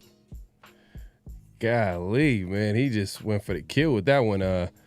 We'll see, man. Hey, it's another off season. This is gonna be his what? He's going into his 3rd year. Next year's 2nd year this year. He's done with that this season. So next year will be his 3rd year. We'll see how much he gets better. It's going to be an off season with Max. He needs to move in with Max. When Max brushes teeth, what time do you brush your teeth? What kind of deodorant do you have? Like, what socks are those? Like, bro, what cologne are you wearing? Who cuts your hair? Like, bro, everything Max does, he needs to be right there with him, bro. Everything he does, he needs to do exactly as Max does. Move into that man's house, all that stuff, bro. That's what he needs to be attached at the hip to Max Crosby this offseason because, it's somewhere in there. He just needs to wake it up, and maybe spending more time with a guy like Max, maybe that will wake it up. Like I said, when guys came to the Lakers, bro, like you got Kobe Bryant, bro. Kobe's kind of a psycho, but Max is a psycho too when it comes to football. Like, you need to be, bro. You don't have a regular job. You should be working football 8 hours a day like it's a regular job. Mm-hmm. Hell, more than that. On some occasions, like you need to take this as serious as possible. And I don't know how seriously he's taking it because, like I said, I haven't seen the necessary improvement from a guy that was taken, top 10 overall, especially over a guy like Jalen Carter, who's fastly becoming one of the best defensive players in the league. Man, hey man, mic drop, man. Mic drop. Yeah, man. Yeah, hey man, I hope he gets better, but I'm not even counting on it. When we talk about the offseason, we're talking about like, all right, who the Raiders can re-sign. We need to re-sign Chase Young. We need to re-sign Kuntz, hopefully. You know what I mean? If this, find a way they can bring back those players on the cheap. Mike, you mentioned drafting Abdul Carter. Man, that's not a good. That's basically you saying that hey, it's not working out with Tyree Wilson, pretty much. I agree. Tyree was supposed to be he was supposed to be the guy. He's supposed to be the guy on the other side, and it's not working out like that. He's probably at best a role player, just like Aiden O'Connell probably at best is a backup QB. So. Yep. But that's what that is. But yeah, let's get back to what we were about to talk about, man. We're going to talk about the NFL game picks real quick. So I'm going to go ahead and put this on the screen. Here we go. What we got here is the Browns and Ravens Saturday game, Saturday edition. Yeah. Oh, you guys can't see it. Okay, my bad. Hold on. Let me put that on the screen. My bad. There we go. So, Mike, who you got? First game. I think the Ravens still need this game just because they got to seal the division and everything. So, I got the Ravens winning this one. Browns, they're happy to be playing Saturday. Get this season over with. Turn it in a day early. Ravens win. All right. Yeah, I'm going with Ravens, but I'm just trying to think of the playoff implications as far as seeding. Are they going to improve or not? We might do backups play. Are we going to see Lamar play? But yeah, I'm going with the Ravens. Just play safe. Yeah. as Mike said, I think the Ravens need this game for the division, because if they lose and the Steelers win, then the Steelers can steal the AFC North and win the division, and then the Ravens will go from, I think, the 3 seed to like 6th. I think from 3 to 6. So they take this game. So, and then I think DTR is still starting for the Browns. I think somebody has told me, somebody said in our show before that Bailey Zappi, they were starting Bailey Zappi. I didn't even know he played for them.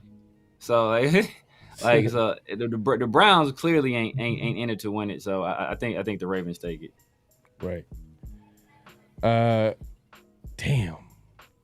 And that's one of the teams ahead of the Raiders. God. Yeah. Man, I hope I'm wrong in this game right here. But Bengals, Steelers, Mike, who you got? I think the Bengals get in the playoffs. I think they sneak in, man, and they got to beat the Steelers here. And I think they do it. I think Burrow is playing at an MVP caliber level. And they honestly need this game. One of the hotter teams in the NFL right now. Definitely a tough out if they do make the playoffs. I got the Bengals upsetting the Steelers at home. Man, I want to go Bengals. I think Steelers take care of business at home. Man. This one is tough because depending on the results of the Ravens versus Brown game, I think that could affect what the Steelers do in terms of their starters. But also, I'm going to go with the Steelers for one main reason. The Steelers have lost 3 games in a row. And I don't think Mike Tomlin is too keen on going into the playoffs on a losing streak, especially a 4-game losing streak. I think they right the ship, and I think they beat the Bengals in a very close game. All right, and then we got the Falcons and Panthers. Mike, who you got? Falcons still got something to play for. Panthers to turn it in, man. Even though they were trying to crash the party, I think they're done with that whole idea. I got the Falcons winning this. Michael Penix looks like what we thought he was going to look like, and I think he continues with that. Yeah, I got the Falcons too. I think they need some help too to possibly get in. Yeah, obviously losing last week was tough for them. Yeah. But I got Falcons. Who you got, Severe? Yeah, I got the Falcons too. Ironically, the Falcons need to win, and they need the Saints to beat the Buccaneers. So the Falcons ain't getting into the playoffs, basically. But I still think they handle business. All right. We got Commanders, Cowboys. Who we got, Mike? The Commanders don't really need this game. I mean, there's some seeding involved, like, where they're going to play. They're going to be on the road regardless, though. It just matters of who they want to play in the first round. But I think the Cowboys win this game. Jerry Jones, the last thing he wants to do is lose to the Commanders, their arch rival for years and years and years, on that final game of the season. I think the Cowboys rally and pull this one off.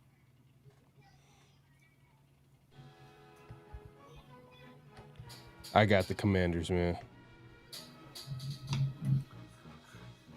Yeah, the Commanders are going into. I think the Commanders can improve their seeding, but also, Dan Quinn, where was he defensive coordinator last year with the Cowboys? If anybody that knows these guys, knows their strengths and their weaknesses, it's going to be Dan Quinn. I think he has the offensive rookie of the year, and Jayden Daniels playing some of the best ball he's played all year. I think they go out, and I think they win that game. Commanders. All right, we got the Bears and Packers.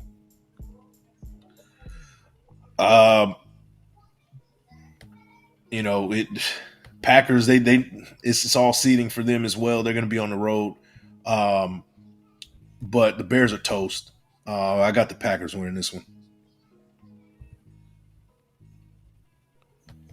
Yeah, I got Packers. Lambeau Field, home game. It's a better team. I think division is out of reach at this point.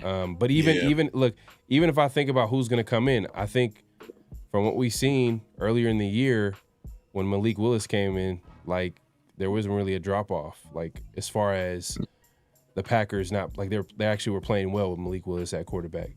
So he's 2-0. Yeah. So I'm going Packers. Yeah, I'm going Packers as well. As much as I would love for the Bears to win this game, because that only helps us in terms of draft position. And I think Matt LaFleur said the starters are playing. I think that was that was the dichotomy between him and the Eagles, where the Eagles aren't playing their guys, but I think Matt LaFleur said his guys are playing, so I'm going with the Packers. All right. Packers all across the board. We got Jaguars, Colts. Mike, who you got? For the sake of draft placement, I'm going Jags. The Colts, they lost the heart last week. You know, I don't know if they were eliminated automatically from that loss, but that was a bad loss against the Giants. Like that's really bad. AR5 or IR5, whatever you want to call them, man. Like, are they looking for another quarterback soon? Like, I don't know. Yeah. Are we gonna see Joe Flacco? Like, it's a lot of questions with the Colts. Probably one of the most average teams that we've seen in the last 5 years. It just seems like the Colts are always 8-9 every year. So Pat McAfee killed him the other day too. Yeah, yeah. It's crazy. I mean, they have fell far from the Peyton Manning years and also far from the Andrew Luck years. So I think the Jaguars win this game, man. The Jaguars they're playing hard, and the Colts just simply aren't right now. So I got the Jags winning this game.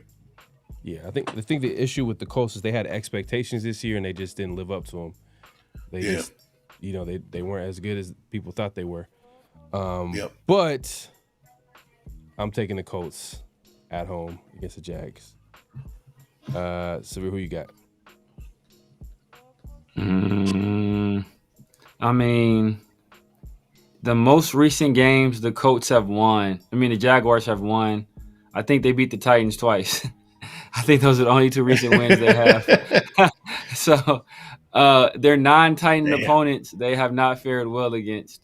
The Colts, I think the Colts were in a position to win the game. Last week I picked them last week, and they let me down. With Joe Flacco, even though Joe Flacco was a starter, I think they got down big early. They clawed back, and ultimately they couldn't overcome the deficit. But I'm gonna go with the Colts. I just think they're a better team overall. I think Shane Steichen wants to do all he can to improve his record as well. We got Bills, Patriots. Mike, who you got? Oh man, I got the Patriots winning this game. Bills, they're sitting some dudes. I don't think we're gonna see Josh Allen. It doesn't matter. They're the number 2 seed. It's locked in. Use this as a mini bye week for them and get them prepared for whoever they play next week in the playoffs. I got the Patriots winning this one. Yeah, I got Patriots winning at home, playing against backups probably. So I agree. Severe, who you got?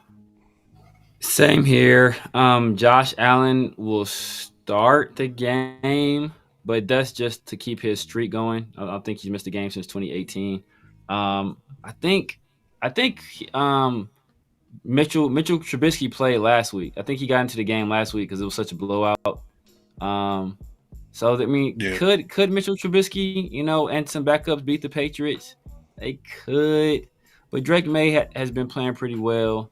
I think Jared Mayo wants to end the year strong. I think they want him to. I think the team wants him to finish strong as well. So I'll go with the Patriots. All right, and we got Giants, Eagles. Yeah, Mike, who you got? I don't feel the same way about the Patriots that I do with the Giants. I think the Eagles win this one.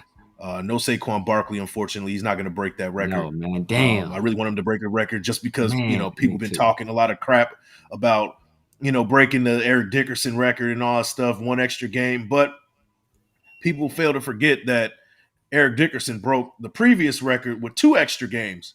So, who's somebody to talk who has the record, from somebody who got the record before that with 2 less games. So I digress with that one.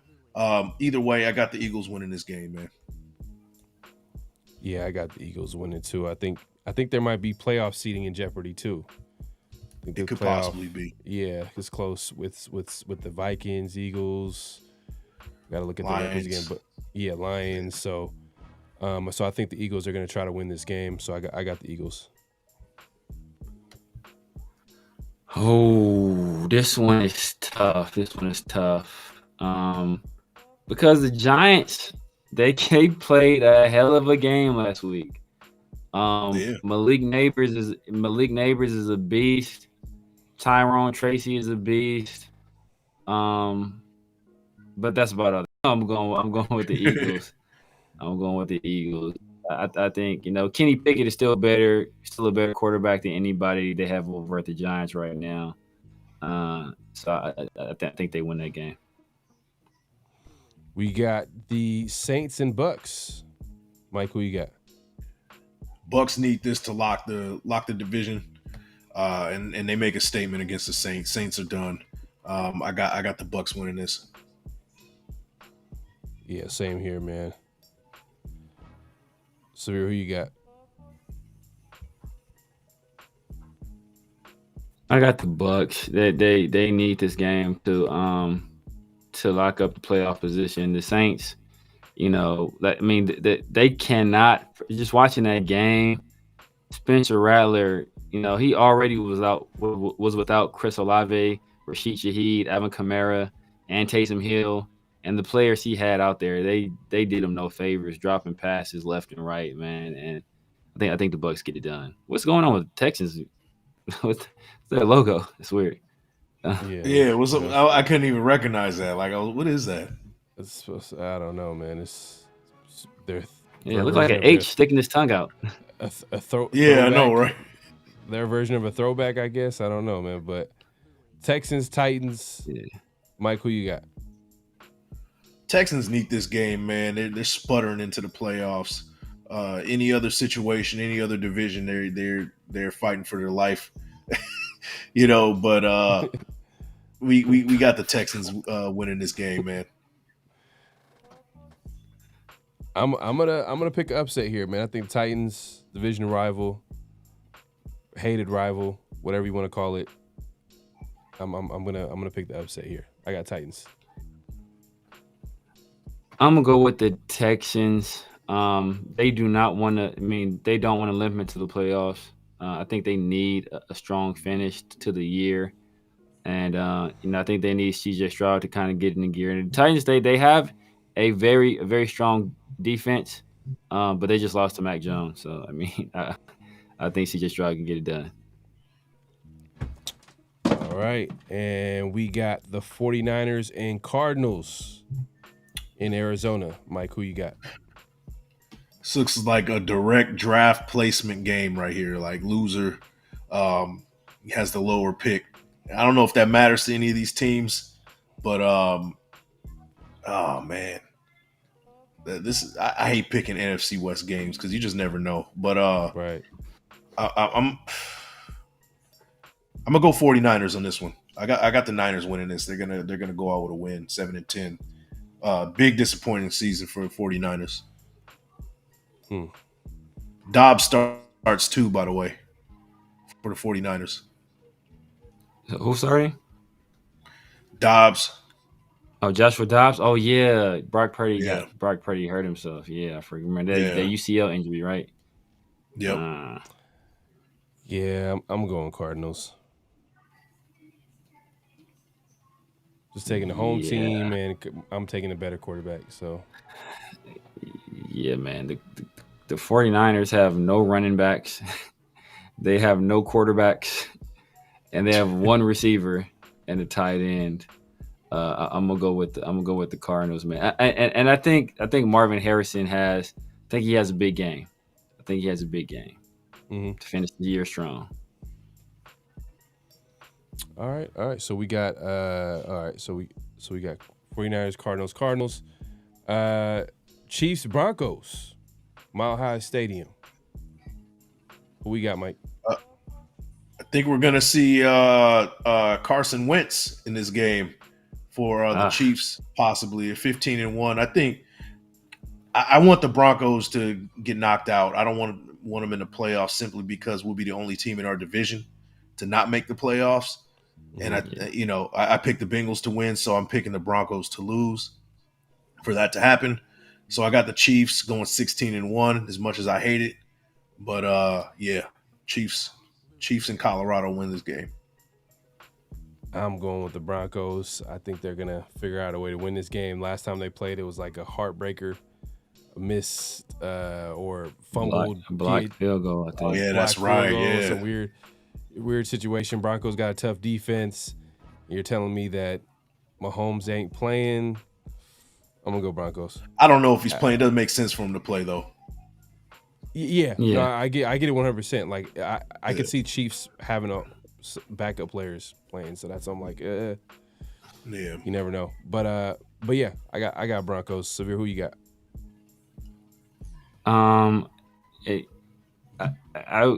The Chiefs, I don't know if their starters are playing. I think I read somewhere where Andy Reid isn't going to play them, and that means they'll have like 24 days off because they play. I think they played on Christmas. Oh, that's crazy. So they played on Christmas. They rest them this week. They have a first round bye. So that's on like 24 days off, which I think will be a massive mistake if he does that. But I think he may end up doing that. So if the Chiefs starters aren't playing, which I don't think they're playing, I'm going with the Broncos.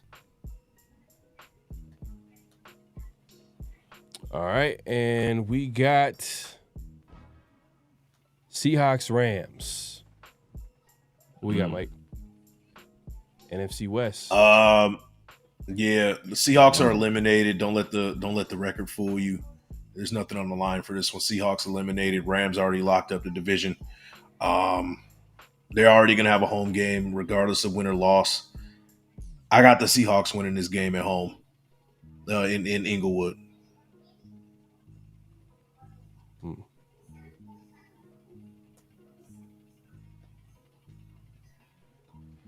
I'm going to go Rams. I can see it go either way, but I'm just going to go Rams. Yeah, NFC West, man. I know. Yeah.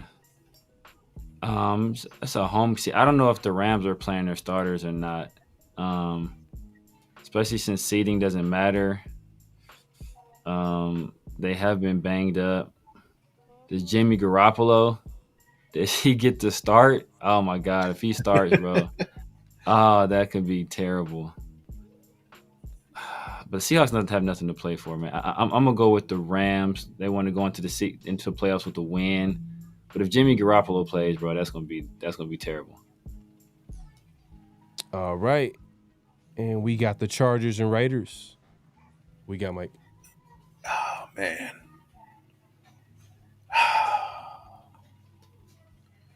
I don't know, man. I don't know. Are we gonna see starters from the Chargers? I don't know. It remains to be seen. They really don't have much to be playing for. They're locked in for the playoffs.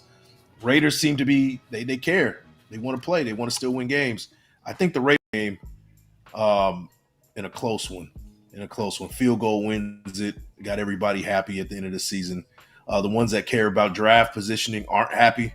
But you know, we can pick as low as 10 if we win this game. If we lose this game, some things happen. We can get about as high as 2. So a lot's on the line, kind of.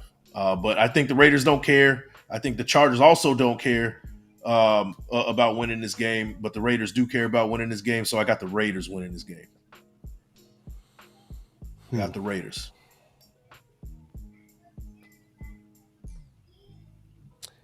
Yeah, I could see the Raiders winning this game, but I'm gonna go Chargers, man. As I hate to say it, but something's gonna happen that we. They're also 0-5 in the division. Yeah, exactly. So this matters even more. I'm gonna go with the Chargers. I said I want the Raiders to win. I do want them to win. Do I think they're going to win? Me wanting them to win. Do I think they're going to win? I think they're two different things. If the Chargers play their starters, which I'm thinking they will, because Jim Harbaugh is old school. I think they're going to play to the end. His cryptic comments kind of, man.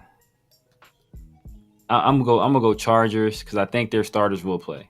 I'm gonna bank on Jim Harbaugh doing the right thing, quote unquote, the right thing for the integrity of the game, and their starters playing. I'm gonna go with the Chargers. All right, I got Dolphins and Jets. Yes, Mike, who you got? I got the Dolphins winning this one. They want to finish the season on with the winning season. I think that matters to them. I got Dolphins winning this.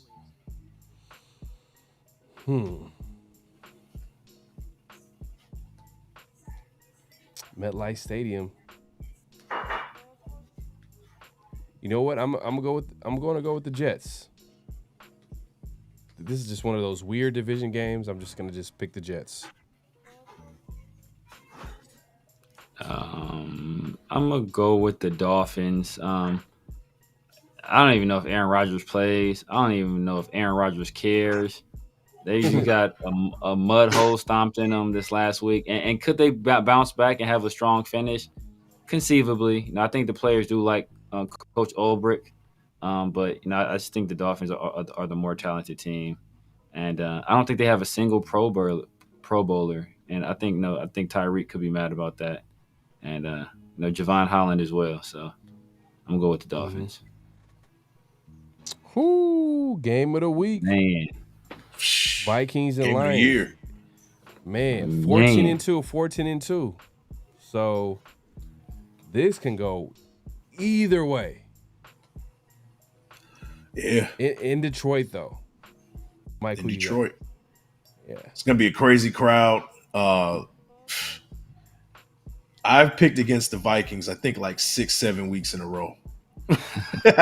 Like, I was like, there's no way that they're 8-2. There's no way they're 9-2. There's no way they're 10-2. But now they're 14-2 and looking to get the number one seed in the NFC. And I think the Vikings do it. I'm picking the Vikings this week for the first time in a while. I got the Vikings beating the Lions. Oh, damn. Now I can't beat the Lions.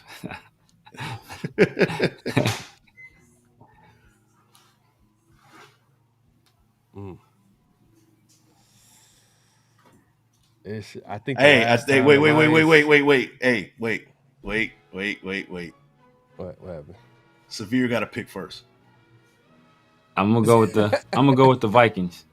I think even though it's at home, the Lions have been playing some really good football. Part of the reason because I think Pharaoh's gonna pick the Lions, so that's part of the reason I'm picking the Vikings.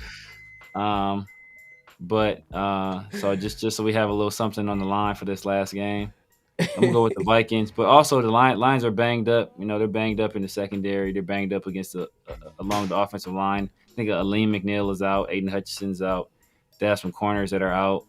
And then Sam Darnold throwing the ball to Jake Jettis. Jordan Addison has been playing well. T.J. Hawkinson's been playing well. Aaron Jones has been running the ball well. Oh, damn. I'm going to go with the Vikings. I didn't even realize there's no Monday Night Football game. But, yeah, this is, I guess, the last game on the thing. So, I guess I have to go to Lions. I have to go with the Lions now. That's why I said you pick last, man. He's got the advantage. Hey, Mike, you got to keep it spicy, man. That's funny. You was paying attention. We got to keep it spicy, man. So I think, let's see. Let me see if there's any upset alerts. Mike, you got the Bengals. I think that's the upset for you. You got an upset right there. Alert. Let's see. Oh man, Mike, you got Cowboys. Yeah, I got another upset alert. Trying to make it respectable at the end of the season. You got the Jags. Okay. Mike out here throwing Hail Marys for sure. Mike. Yeah, man. I gotta get that loss down to single digits at least. Like I'm like 10 games behind, bro. I need Mike is out here running hook and ladders in the third quarter. Yeah, I'm down 35 in like the fourth, bro. I need to, You better get this down to single digits. So the next upset would be the Titans and Texans. I picked the Titans. Damn, 40. Mike, another upset. Whoo, damn. You had the 49ers. Hey, upset. Just the gut feeling, man. Just the gut feeling between you guys. In case of a tie at the end of all this, right? Yeah, you guys got to pick a score in this final game. Pick a score, the Raiders game or the Vikings game? Let's make it. Let's pick the Raiders game. Pick the Raiders game final score. Not right. Well, I did pick the Chargers. Oh, we both did. We both picked the Chargers, yeah. 24-10 Chargers. Okay. I got it 23-17 Chargers.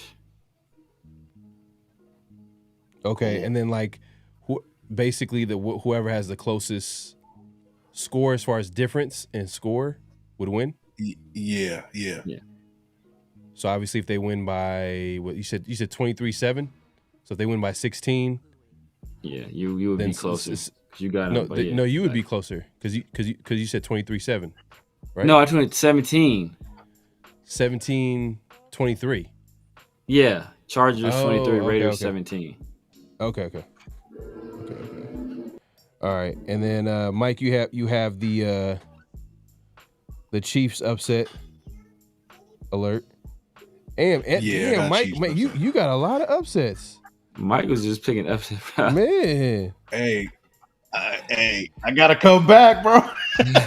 Oh shit! I gotta make it down to single digits at least, man. There's no way I can win, but I need to make this respectable at least. And obviously, the last two games, two picks, or just get completely blown out of the water, one or the other. All right, we'll see how it shakes out. Make sure to tune in to Around the Shield next week to see the results of the season-long NFL game picks. This is the first annual game picks that we did, man. Pretty competitive. Yeah, after the first week, we've been on we damn near picked. I mean, I think what was probably the best week? I don't know who had the best week.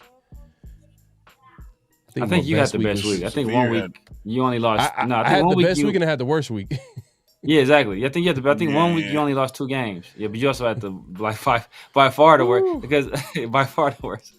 Man, yeah, you were like 5-9 one of them weeks, right? Like no, it was I was trying to get the number 1 pick. Man, I was like 3-10 or something like that. It was something crazy. It was something crazy. It was something crazy, man. But yeah, make sure to tune in to Around the Shield next week, next Friday.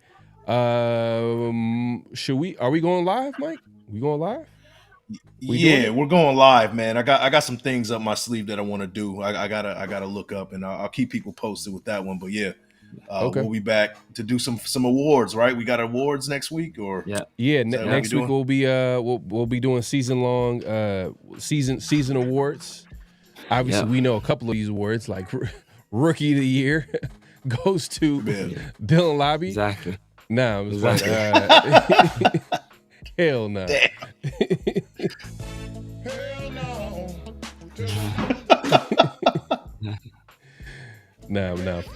No, I'm just playing. But Mike, man, let the people know where they can find you, what to look forward to, all that good stuff.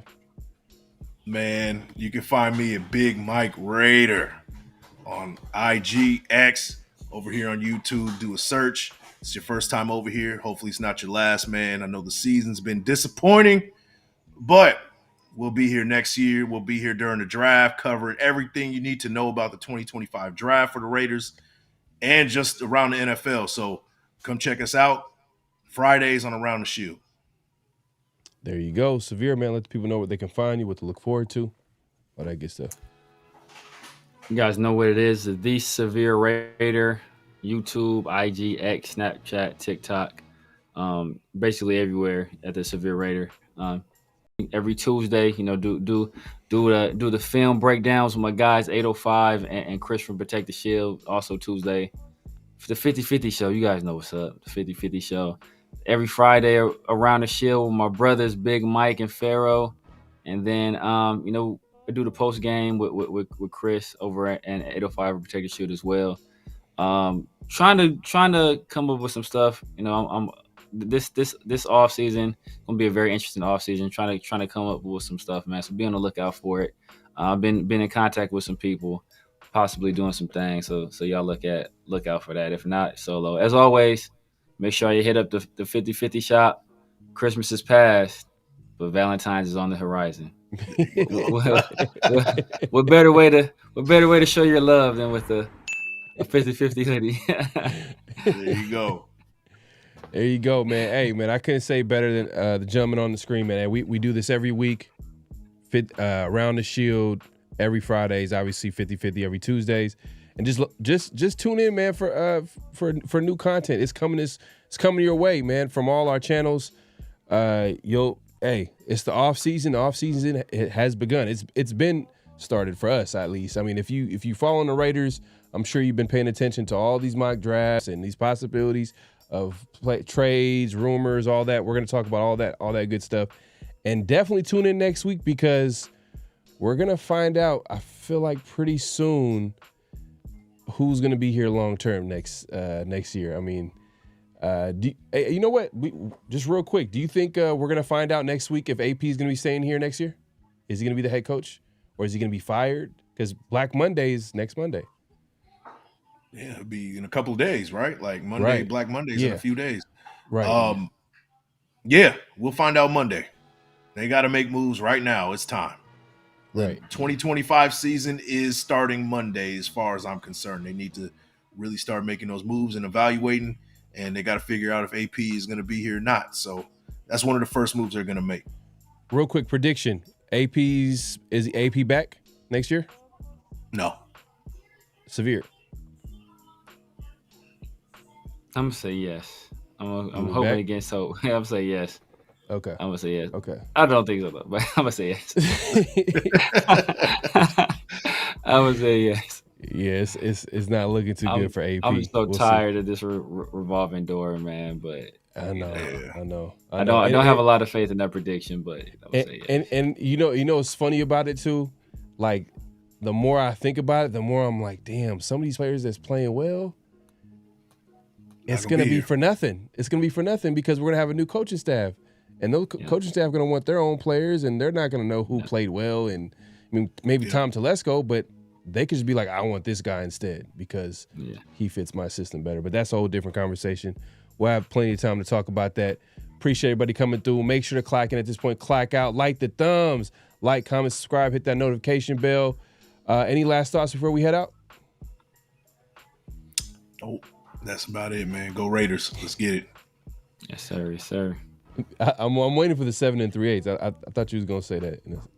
Nah, that's been my jinx. I ain't saying this week. Yeah, facts. I'm about to say, nah, man. Don't do it. Been my jinx. Man, but we'll see y'all next week, man. Hey, man, make sure to tune in. Peace. Just win, baby. Hello? You play to win the game. You don't play to just play it.